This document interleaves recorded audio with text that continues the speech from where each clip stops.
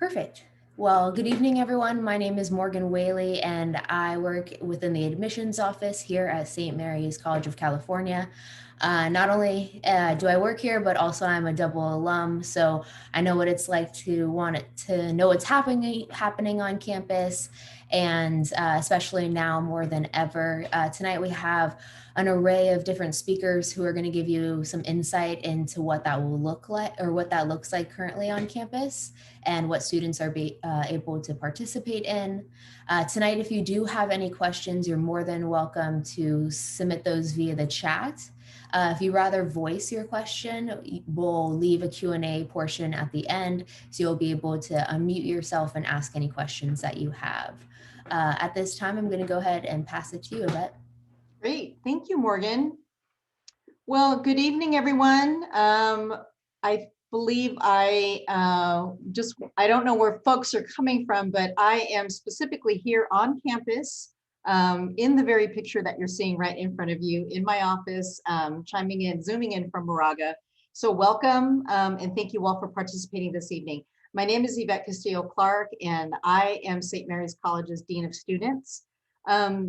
We've been asked to do a presentation this evening about what is campus life like these days. And so you can go to the next slide, Jen. Just wanted to share that these days look very unique. Plans to mitigate risk have brought us to open doors each term successfully. Fall opening, Jan term opening, and we'll be doing it all over again very soon for spring, very successfully and smoothly.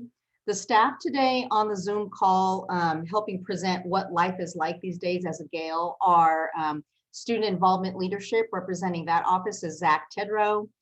Residential experience, Samantha Alberto. If y'all could just do like a little gesture, that'd be great. Intercultural Center, representing that office is Director Legacy Lee. And other campus services is our Assistant Dean of Students, Jen Herzog. I'll be talking more specifically about health protocols at the end, but I'm also standing in for campus recreation and the Center for Women and Gender Equity, colleagues who couldn't make it tonight. And then we'll end tonight with some questions as we get closer to the hour. I believe pictures are indeed worth 1,000 words. So sharing photos of what campus life has been like to start us all off, I think is key. Far left, Brother Chris, helping us out at Move-In on August 19th. There's also a screenshot there of virtual programs from our student organizations to appeal to both on and off campus student populations. We had a coffee truck there, and that seems to be the common thing that we have here with approvals as restrictions are eased. Far right, on the bottom, there's a picture of myself and our medical director, Rachel Snowden, and some students and some hand sanitizer during screening testing. And one of my favorite photos, it's very simple, but it's a couple of our students skateboarding in front of De La Salle as they pass the time. So I just thought that that was a great air shot right there from our photographers. Some more photos, next slide. COVID did not stop us from having our long-standing traditional and annual first-year Olympics. That's the photo on the bottom left. Mitty Hall, was it Samantha that one, or was it De La Salle Hall? De La Salle. De La Salle, I'm sorry. On the top right, we had an outdoor movie night for residents in the Upper Canyon. Upper left, that is me on election day in November, passing out SMC swag and popsicles to get students out of the residence halls and just cooling out on election day. That's a great photo of students talking while physically distant. And then a few days ago, CAB had their Winter Fest in front of De La Salle and passing out grilled cheese sandwiches and did a raffle. So that just gives you a little snapshot of some photos across the campus and what other Gales are doing since we opened in fall. I'd like to go ahead and just transition to campus recreation, the Office of Campus Recreation. Our colleagues are providing safe and healthy ways to exercise and participate in campus rec. They've been effective and efficient at cleaning and disinfecting methods. I think they're probably the best at it in terms of across the campus and in offices. And they've been able to modify the use of facilities and spaces. So there you see some outdoor fitness. What we can do right now in our tier 1 purple tier in the county is lap swimming, cardio equipment outdoors, and fitness classes outdoors. And then in the red tier, when we move into that with approvals, we get to move indoors, and all the weight and cardio equipment will be available for your use. So just wanted to share some more great photos there of indoors in the recreation center, and some Instagram posts that we've been sharing. Next slide, Jen. Club sports we haven't stopped practicing or training. So if you want to be involved in club sports, please participate. There's also regular COVID-19 testing, specific testing. In addition to the regular residential student population, our club sports do regular testing as well. Campus Rec has also hosted some special events inside the recreation center to modify everything to meet campus requirements. Some examples are the photo that I just shared with you, the first year Olympics. And then we actually effectively just completed our presidential search for the campus last month, and Campus Recreation opened their doors to do the tours as well as do interviews with our presidential candidates. And we also host academic classes as well with performing arts. And that is actually a dance class, I believe, that is happening indoors in the Recreation Center. Our next slide talks a little bit about the virtual opportunities. So in person, outdoors, and also virtual opportunities for Campus Rec. They are off the chain happening with virtual fitness classes, live and on demand, competitions, raffle prizes, esports, video game competitions. Texas Hold'em is happening. I didn't realize that all of this was happening until we were putting these slides together. I was like, this is amazing. So you can also participate no matter where you're Zooming from or going to school. If you're going to be on campus or off campus, participate in esports. Okay, I'm going to transition to the Center for Women and Gender Equity. Sharon Sabota is our director for CWGE, Center for Women and Gender Equity. And our center offers 3 weekly programs throughout the pandemic. We've got Monday programs, Wednesday and Fridays pretty regularly. In the spring, Sharon and the center will be helping St. Mary's College celebrate first 50 years of women admissions. And we're preparing for Women's History Month in March. So we're very excited about that. Community engagement and volunteer site, CWGE has been partnering with academics to really host JCL, future teachers, performers, entrepreneurs to try their hand at grassroots organizing. So it's been sort of an open and welcome evolution for CWGE to partner with academics in this manner. And there's also a flyer there for virtual and in-person office hours that Sharon wanted to provide there for you, and a list of other program highlights, life coaching, yoga, Wednesdays with Wanda Johnson, and coffee, creativity, and community happen on Wednesdays. At this time, I'd like to go ahead and pitch it to Legacy Lee, who's our director for the Intercultural Center. Legacy? Yes, good evening, everyone. Glad to be here. Good to see you. Legacy Lee, he, him, his, director of the Intercultural Center. As you can see on this sheet, we also have an assistant director, Sudha Shrestha. I put both our emails on that slide. And I'm going to go over this, and this is, always hard to kind of fully talk about what programs are, but our website's there as well, and I really encourage people to go check that out. It's updated constantly. I was working on it today as we start to finalize programs for spring semester. I did want to highlight kind of 3 major areas of programming that we have this year as we adjust to doing online learning and programming. So first is our social justice dialogues, our programs that are really kind of rooted in the heart and the mission of our center. So we have a program called Invest, and these are small topics that are chosen by our student leaders and facilitators to kind of dive into a social justice issue and dialogue with the community about it, maybe present some new terminology, maybe do some shared reading and some shared kind of learning together. These sessions are pretty similar online to what they would offer in person, with the exception of food, of course, because we always have food at our events and we're not able to do that, of course, now. But we encourage you to eat while you're in our programming. So our next Invest session that's coming up in February actually has to do with accessibility and online learning. So we're going to be talking about, what steps are the college taking, what steps are different departments taking, faculty taking, and what are some of the challenges of trying to make online learning fully accessible. So this is the way that our students always challenge us to stay on top of, topics and think critically. Secondly, we have Collective Hour. We're really excited about this program. We're currently still coming up with our final topics for the spring semester, but what these programs are, they're identity-based spaces where people from similar identities or backgrounds are able to come together and build community and kind of share what their experiences have been, problem solve together, and really just kind of build that community. So in the fall, we had a space around sustainability, kind of green planet space. We had a Latinx womanhood space, and we had a first gen American space. And so we'll probably have, maybe one of those spaces might continue and some new spaces in the spring semester. So that's really awesome. One of our programs that's really successful is our Fact Chats. And this is the opportunity for SMC faculty who are doing research related to social justice to present to the campus. This is probably the easiest program actually to translate online. It's been highly successful. Faculty are used to this modality now. And we have two amazing ones happening both in February and May this semester. So we're really excited about some of that. You can find out more on our websites. You can also go to, from our website, you can link to the library's website, which archives past recordings of some of those faculty chats.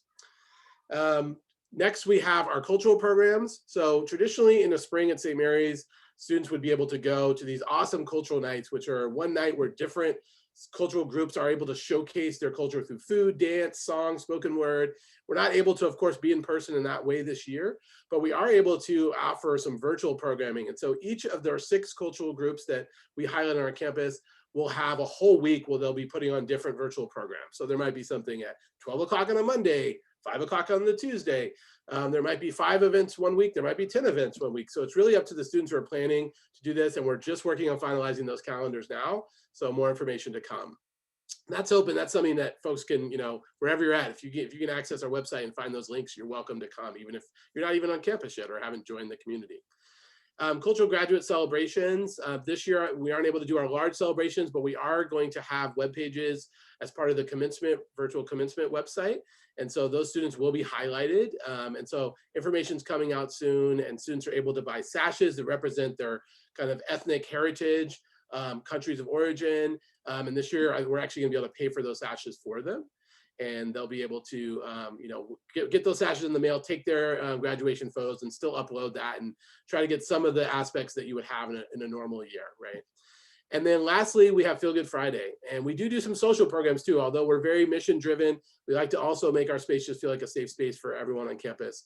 And so the first Friday of every month, we hold what we call Feel Good Friday, and they're themed.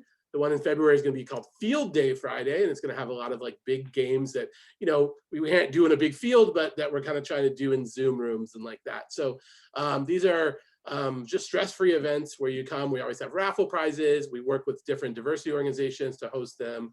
It's a great way just to meet people and kind of de-stress at the end of a long week. So those are some of our programs. There's a lot more that we have going on, but please, ask questions at the end of this presentation or check out our website for more information.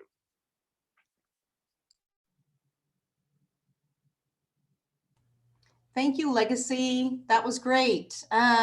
Jen Herzog, New Student and Family Programs. Hi, everyone. So glad you could be with us this evening. I am Jen Herzog, she, her, hers. And like Evette said, I am Director of New Student and Family Programs, and I'm also Assistant Dean of Students. But New Student and Family Programs is basically kind of what it sounds. We do programs for new students and their families. So part of that includes orientation, weekend of welcome, parent and family weekend, and first year experience.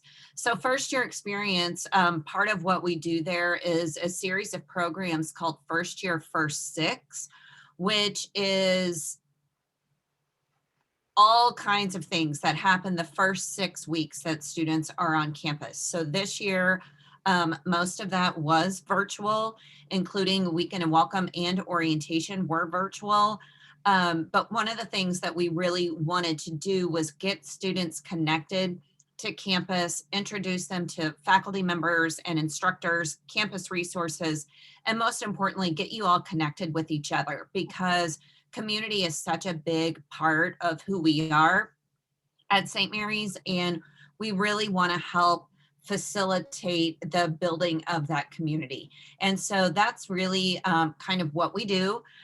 We help students from the time that you pay that deposit and you said, absolutely, I am going to be a Gale until, you know, your sophomore year. So that's kind of what we do.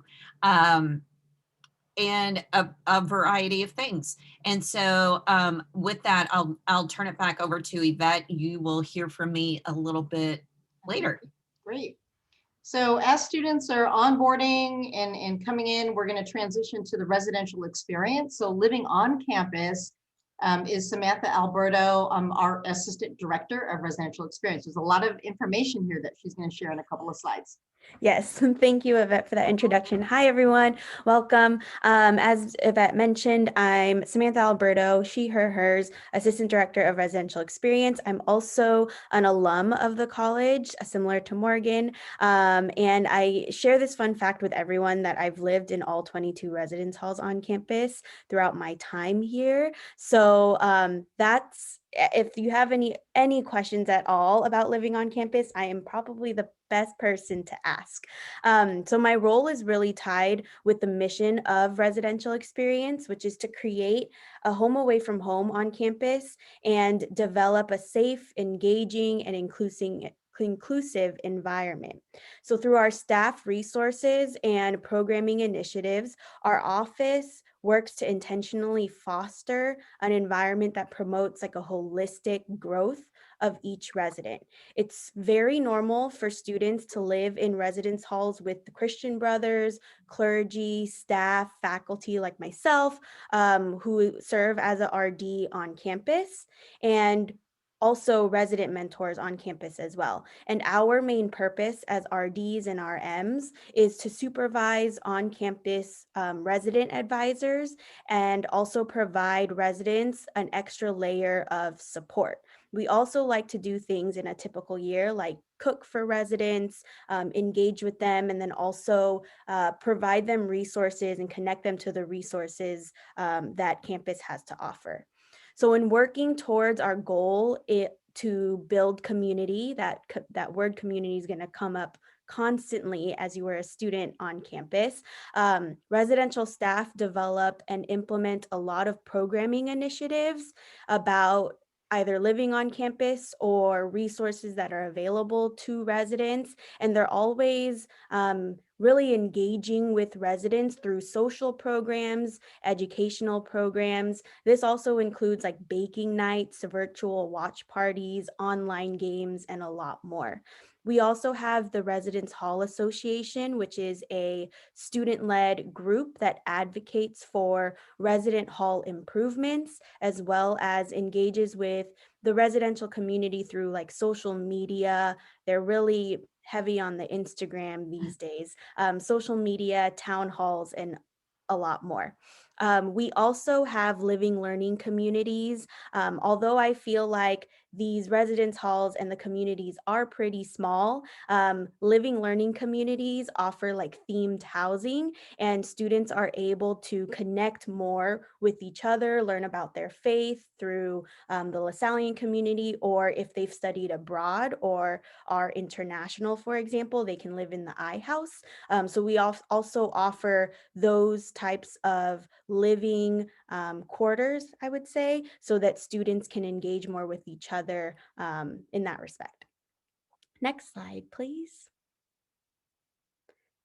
Thanks. So I also wanted to provide some logistics on what life is like in the halls, especially these days during COVID times. So I do want to highlight that we do abide by not only the student code of conduct that St. Mary's has to offer all students, but also the residential policies related to COVID-19. So for example, we do not have guests allowed in the residence halls, although there is a guest approval process that students or residents would have to go through in case they need to get dropped off or picked up by family, friends, things like that. We also, Evette mentioned that we do have a testing protocol on campus where 25% of the residential community gets tested every week. So we do try and keep up with and align with the CDC and health guidelines on that. We do currently, our dining options include Oliver Hall, which is our main cafeteria. And if you haven't gone there yet, it looks like Hogwarts from Harry Potter.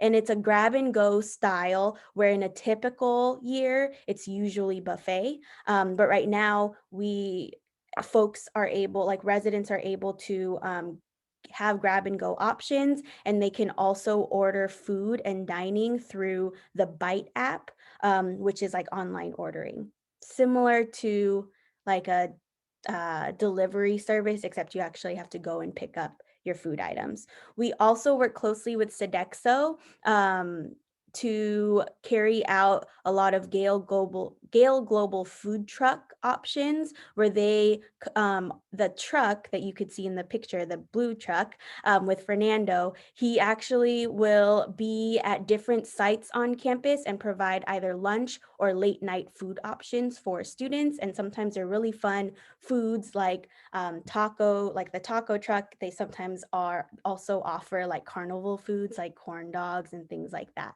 And then we also have partnerships with off-campus restaurants like Mountain Mike's and Chipotle for students to utilize their Gale Flex dollars off campus as well.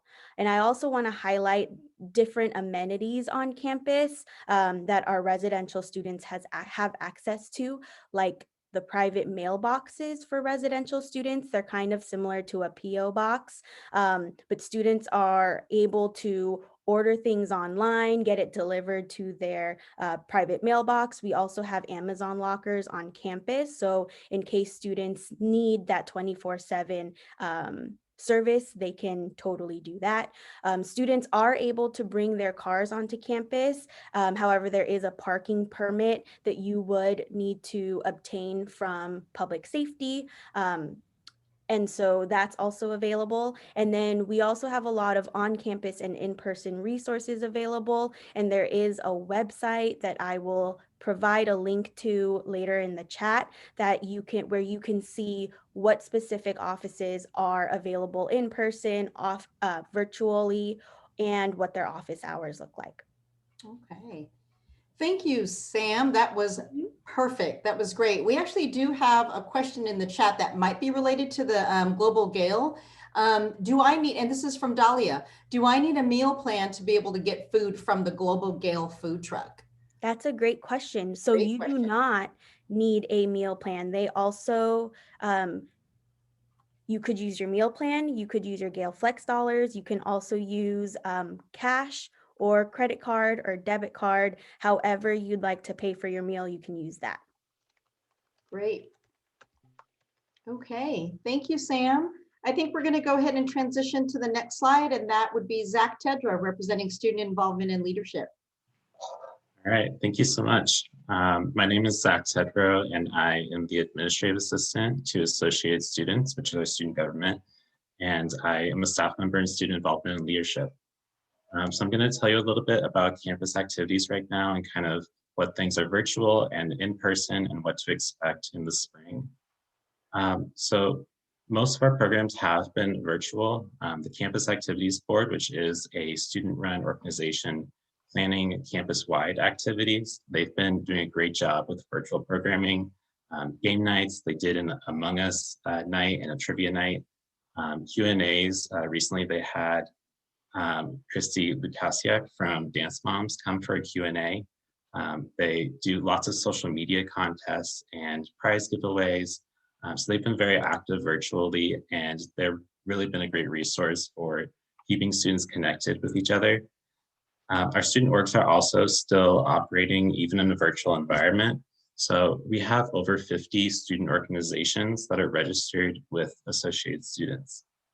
Those organizations are everything from diversity orgs to academic major-based orgs to faith-based orgs. There's really something for any kind of interest. And those student orgs have still been meeting, they've still been doing events, and trying to keep their traditions going. So just one example that I want to provide is our Asian Pacific Islander group, APASA. They usually go to Southern California in the fall semester for the Friendship Games, which is a an Olympic type event for different API groups. And since they weren't able to do that, they decided to do it virtually. They did a PASA Olympics, which they were able to do from home. And they were still able to get a great turnout for that and keep that tradition going.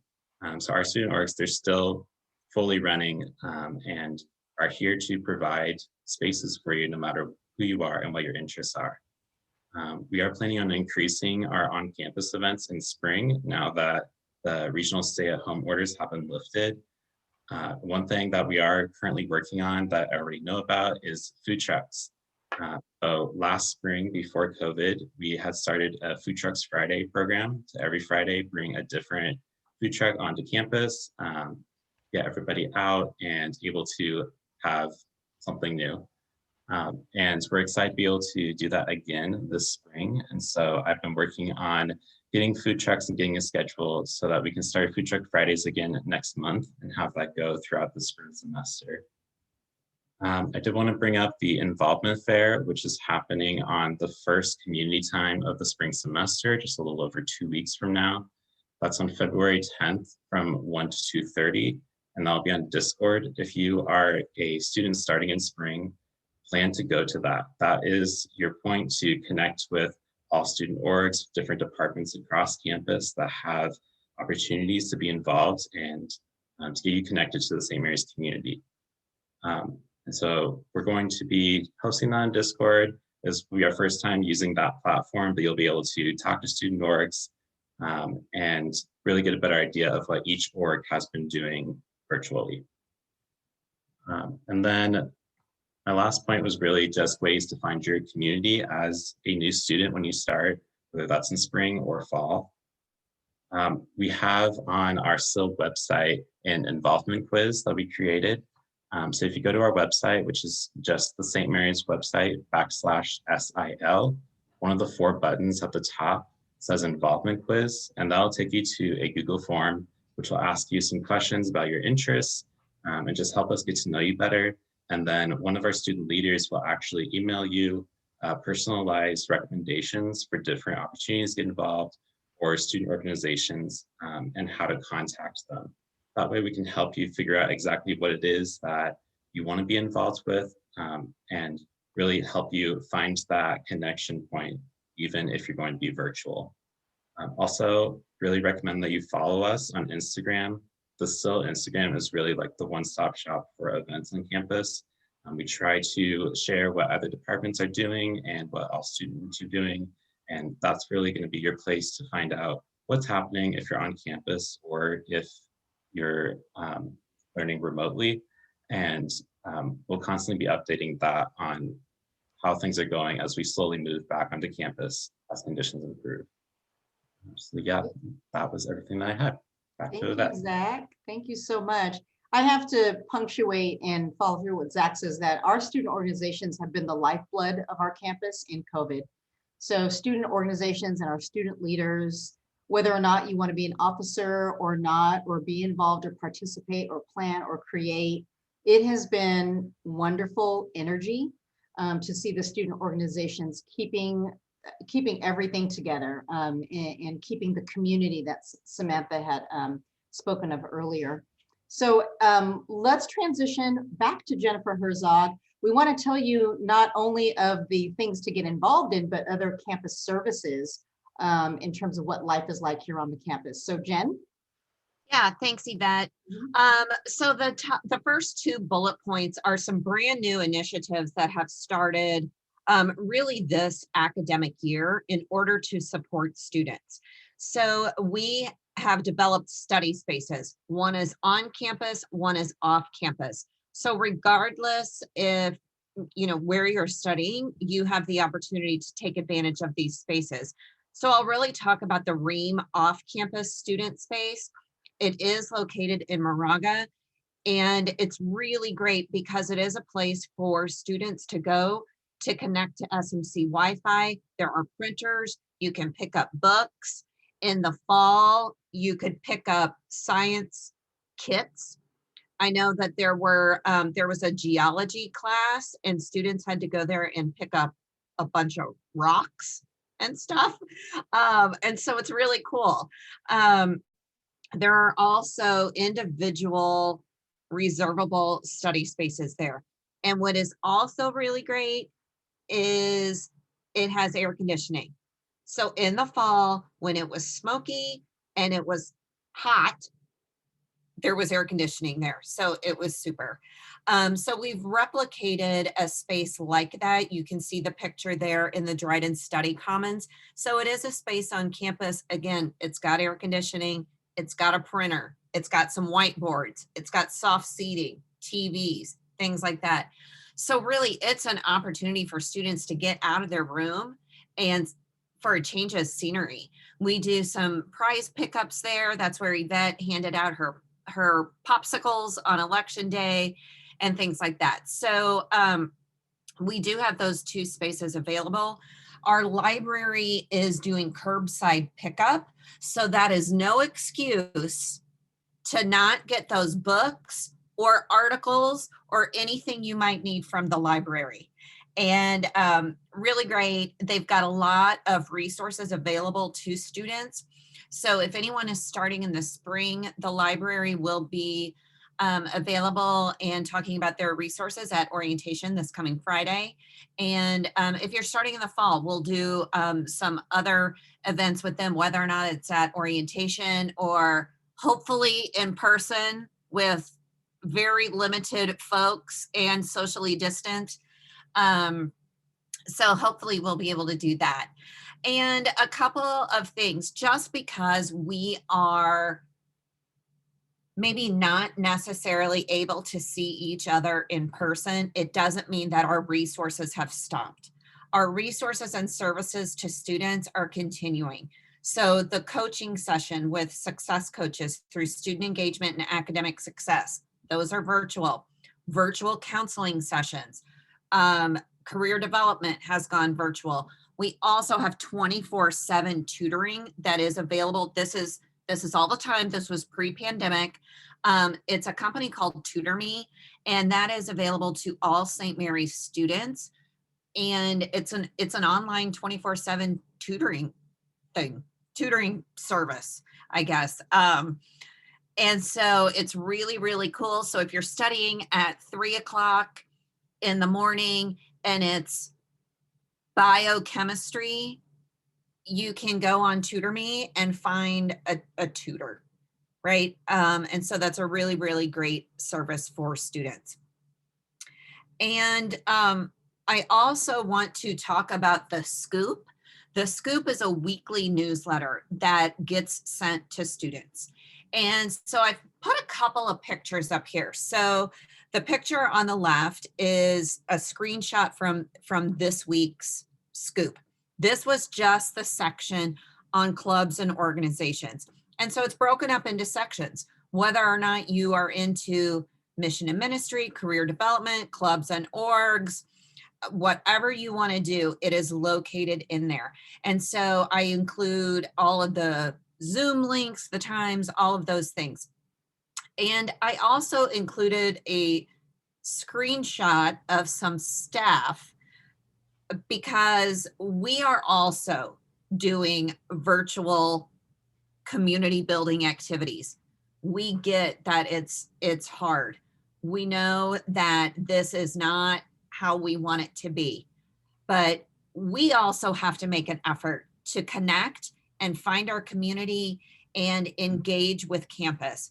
And so I really want to kind of echo what Zach had mentioned about the involvement quiz and finding your community. I think now more than ever, it is so important to get connected, and it might even be a little bit, you might have to put a little bit more effort into it because you gotta connect with those Zoom calls. You got to log into these virtual events, but they are there.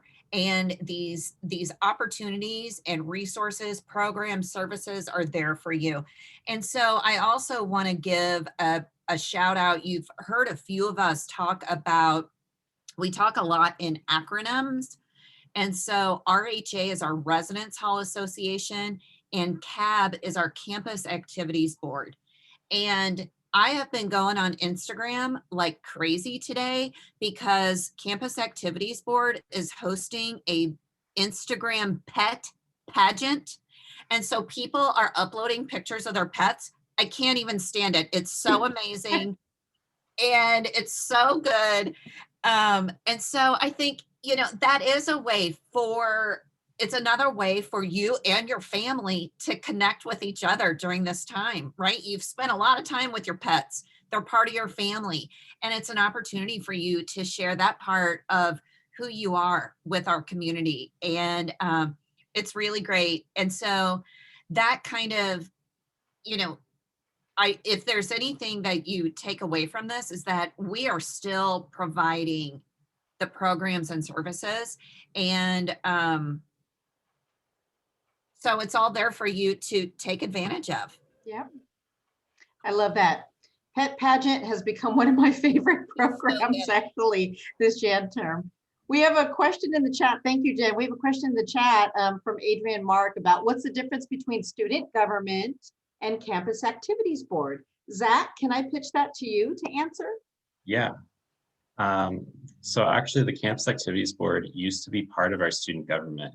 It was the programming branch of associated students and focused on providing social programming, whereas the Senate and the Executive Council of AS focus on advocating for students within the administration and on changing policies on campus. The Campus Activities Board has actually transitioned to be under SIL now directly under our department. And it is still completely student run, but that just provides more resources to them and helps us better support them.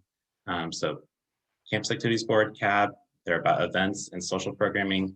AS is more about advocating for the student voice and more of the administration side. Great, thank you. Okay, so Jen, we'll go to the next set of slides. Campus cannot have life in a pandemic without some health protocols. So we've never done this before. In fact, no institution or university in the country has ever done this before, and we're all sort of in this together.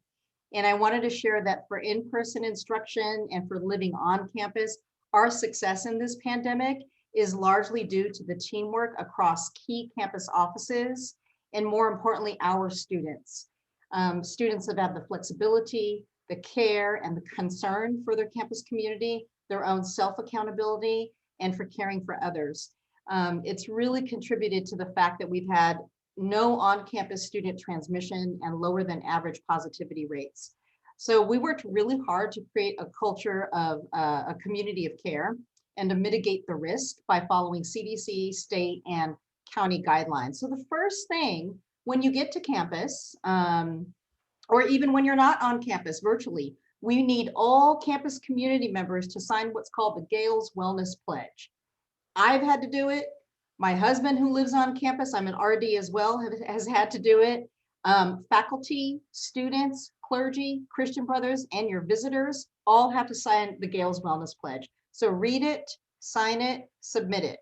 The next thing that you have to do, if you're coming to campus or going to be on campus daily or often, on the far left, you will have to do what's called a daily health screen, okay? I actually took mine today and took a snapshot of it and put it right there. And it says Evette Clark has a green check. So what we want is we want a lot of green checks, but we actually do get red X's. And red X's are just sort of a point in time where our COVID coordinators and our COVID team take a look at heat areas or these places on campus are good. It really gives us a good map of what we need to focus on across the campus in terms of health. So that just calls our attention to where we need to focus on. Testing, they are the right middle photos there. So as Samantha had said, we are testing the first weeks of every term, the first week.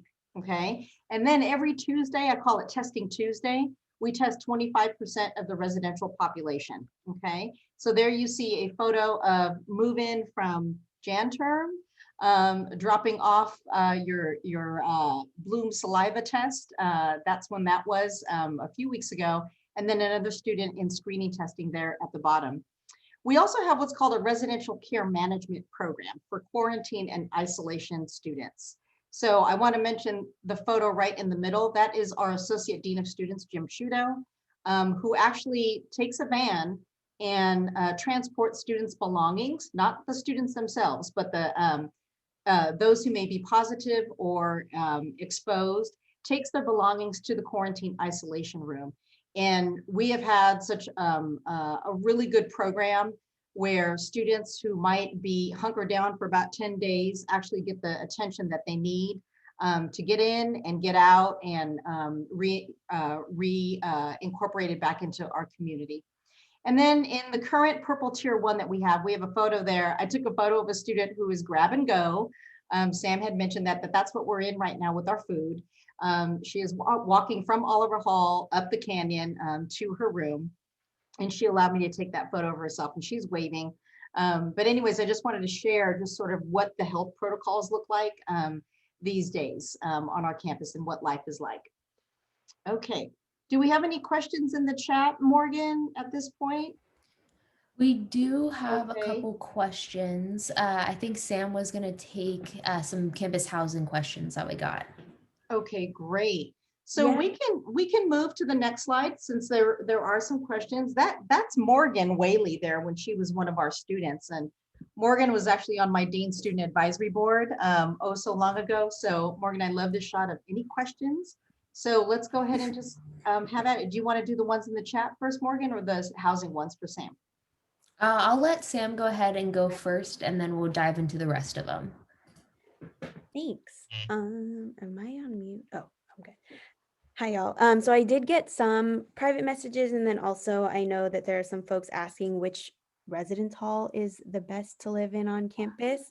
So what I'm actually going to do is in the chat, I will send you all the link to our website, and I don't remember all 22 residence halls like specific features. So there are some fun facts in that website where you can kind of also see a layout of what different halls look like. I also want to make mention that these halls are very vintage and were designed in a way that isn't consistent. So you might be looking at Augustine Hall, for example, and you might notice that the rooms look different in size.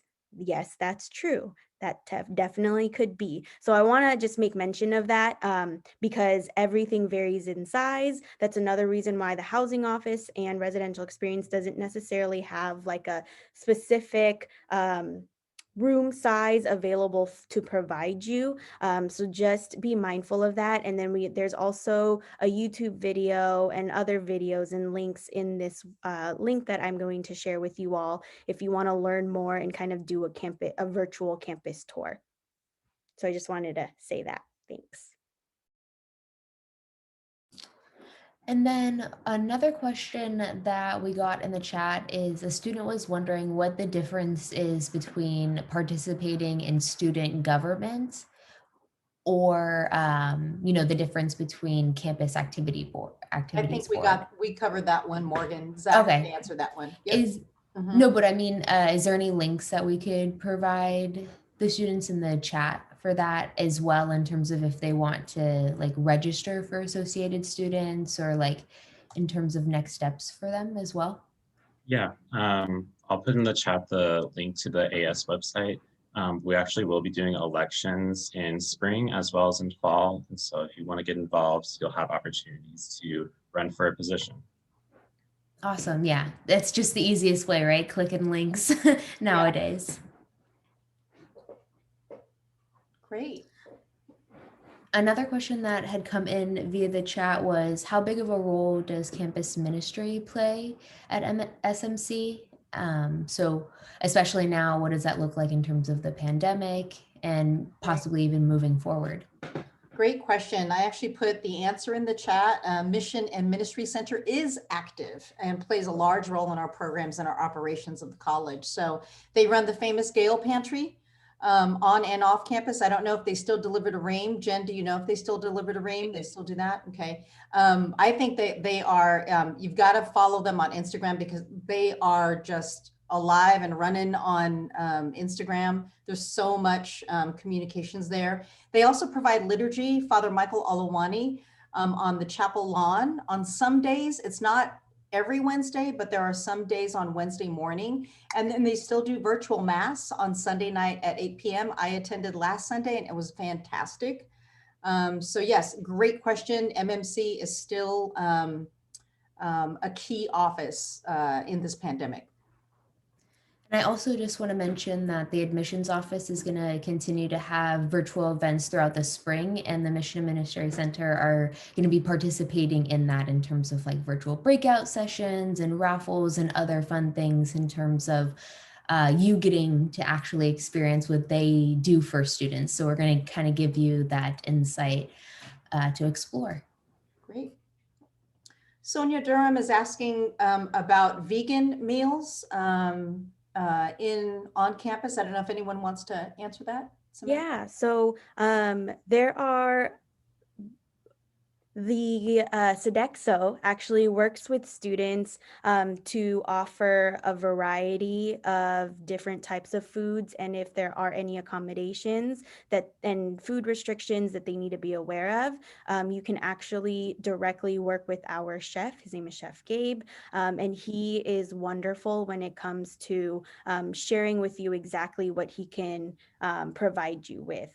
I also would recommend registering with Student Disability Services, and I only make that reference point because they are also able to work closely with Sodexo to make accommodations around food.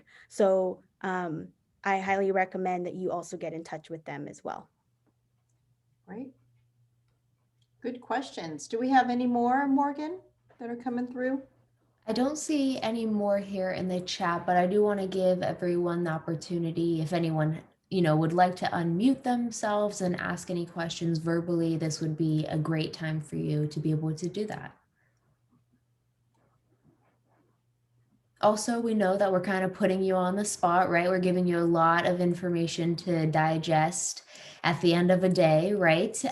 So we also want to mention that if questions do come up in the future, or maybe, later on tonight, you all are talking about this with your families, that you're more than welcome to call, the admissions office, as well as the various offices that are represented here, and we'll be able to assist you. So may that be by phone or by email, we're all still available. And actually, Jen, if you go back to sharing your screen for the last slide, on that note that Morgan had said, I put some contact information of all of us. So you could either take a quick of your invoice there. Like, oops. Yeah, no, I know that it's going to be available, but sometimes people like to have our email addresses since you've got the connection here. And it's the last slide, Jen. I don't know if you can get that up or not. Hold on. So while Jen's doing that, Adrian Mark has asked a question. With so many alums on the call, what brought you to SMC? And this would be for Samantha or Morgan. What made you stay even after graduation? What a great question. While Jen is pulling that last slide up. Sam, would you like me to start, or would you like to start? Go for it. Okay. It's so tricky to kind of sum this up in one digestible ball of feelings and emotions and experiences. I do just want to say that when I came to St. Mary's, I was actually a transfer student. So I didn't originally start my journey off at St. Mary's, even though it was something that I wanted to do, but I decided to spend a year at a community college and then make my way to St. Mary's. So with that being said, I just felt like that transition period and just like the support systems that I had during that transition period, even though it was like a shock to the system in terms of like, okay, I gotta learn all these new acronyms or kind of get used to the St. Mary's way, or, even, navigating campus itself, right? But throughout that entire process, I didn't feel alone. And I think that speaks volumes to, when you think St. Mary's, usually the next word that you think of is community, right? And when I was looking for college, that's what I wanted. I didn't want to be a small fish in a big pond, just kind of passing through and not having the opportunity to like actually make connections that will last a lifetime. And that's really what St. Mary's is about. It's not just about making semester friends or, kind of passing through and not being able to like leave your mark or create those relationships. So having like a small kind of, setback setting in terms of like the environment and landscape of St. Mary's gave me the environment to really thrive, not only academically, but also in like a professional or like career development wise, in terms of like networking and becoming more of what I like to say is like a whole person. Great. Sam, did you want to answer? Sure. And mine is it's very similar to Morgan. I really like the community feel at the college. And I have stayed because I think everyone at St. Mary's is very, at least staff, faculty, everyone who works here is very student focused and student centered. And so we really want the best for students. And I just remember my experience as a student, and I gained so much that I really want to give back. And so I've learned that students see their experience that they gain from St. Mary's as like a well-rounded one that really prepares them for life beyond St. Mary's. Great. Thank you. I think that's it. I answered Sebastian in the chat about occupancy, and Sam also answered Ethan about occupancy. Morgan, do we have anyone else? Anything else? I don't think I see any listed here that have not already been answered. Thank you so much, Jen, for sharing this slide. I'm sure that people are writing down this information or taking screenshots of it, so you all know who you can reach out to for certain questions. As a fail-safe, just remember, admissions is a one-stop shop. So if you don't know who your question goes to, you can always reach out to us and we'd be happy to assist you in any way we can. But I just want to thank all the guests here for joining us this evening, as well as our guest speakers. We appreciate not only the opportunity to share information, but also to be connected and to be in community in times like this. Awesome. I hope that Thank you. everyone has a great rest of your night, and thank you so much for joining. Great. And the Thank two websites that you see up there are Student Life. You can catch all of our offices in that one URL, and also COVID-19 news and resources. So you want to make sure that you bookmark that. I echo Morgan. Thank you all. Thank you to my colleagues for being here tonight. Be safe, be well, and don't hesitate to ask us any questions, and go Gales. Awesome. Thanks, everyone.